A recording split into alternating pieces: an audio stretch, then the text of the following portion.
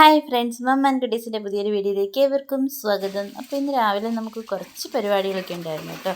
ഇന്ന് മാർക്കറ്റുള്ള ദിവസമായിരുന്നു. അപ്പോൾ ചേട്ടായിക്ക് രാവിലെ ആടുകൾക്ക് വെള്ളം കൊടുപ്പ്, തീറ്റ കൊടുപ്പ് അങ്ങനെയുള്ള കാര്യങ്ങളൊക്കെ ഉണ്ടായിരുന്നു. അപ്പം നമ്മൾ വെളുപ്പിനെ അതൊക്കെ ചെയ്യുക കേട്ടോ. ഇന്ന് പകൽ മാർക്കറ്റുണ്ട്, അപ്പം പോകണം.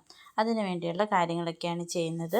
അപ്പം ഞാൻ രാവിലെ എണീറ്റപ്പം അതിൻ്റെയൊക്കെ വീഡിയോ ഒക്കെ ഒന്ന് എടുത്തുവെന്നേ ഉള്ളൂ കേട്ടോ. രാവിലെ നമ്മൾ ആടുകൾക്ക് തീറ്റയൊക്കെ ഇന്നലെ വൈകിട്ടേ കെട്ടിയിട്ട് കൊടുക്കും കേട്ടോ. അപ്പോൾ രാത്രിയിലൊക്കെ അവർ തിന്ന് ഇറങ്ങി നിൽക്കും.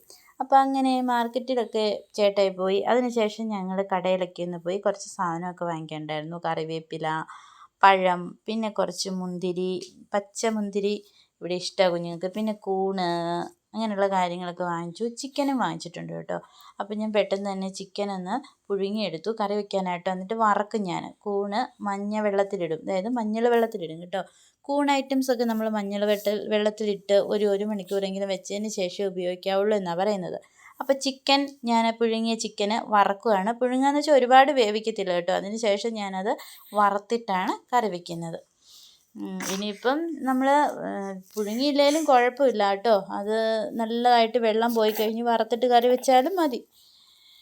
അപ്പം അങ്ങനെ ഞാൻ ചിക്കനൊക്കെ പെട്ടെന്ന് കറി വയ്ക്കുകയാണ്. കൂണ് അധികം മസാലയൊന്നും ഇടാതെ ശകല സവോള ഇട്ട് സ്വല്പം ഗരം മസാലപ്പൊടിയും മുളക് പൊടിയും ഒരു ശകലം ചേർത്ത് ഉപ്പും ചേർത്ത് മാത്രമാണ് വെക്കുന്നത്. തേങ്ങ ഒന്നും ചേർക്കുന്നില്ല കേട്ടോ. അപ്പോൾ കൂണിൻ്റേതായ ആ ഒരു ടേസ്റ്റ് കിട്ടാനായിട്ട്, അപ്പോൾ ശകലമേ ഉള്ളൂ, തേങ്ങയൊക്കെ ഇട്ട് വെക്കുകയാണെങ്കിൽ നമുക്ക് ഇച്ചിരി ഏറെ കിട്ടും.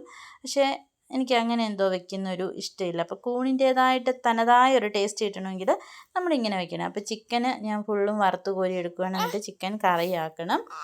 വറക്കാൻ തുടങ്ങുമ്പോൾ തൊട്ടേ ഇവിടെ കഴിപ്പ് തുടങ്ങും കേട്ടോ.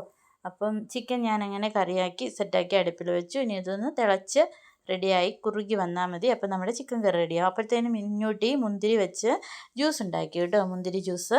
അപ്പം എല്ലാം റെഡിയായി. ഞങ്ങൾ ചോറ് കഴിക്കുകയാണ്. ഞാൻ ഏറ്റവും ലാസ്റ്റ് ആയിട്ടോ ഞാനും പിള്ളേരും കഴിക്കുന്നത്. അതായത് എനിക്കെല്ലാം ക്ലീൻ ചെയ്തിട്ടേ കഴിക്കുന്നത് ഇഷ്ടമുള്ളൂ. അപ്പം ഓക്കെ, ബായ്.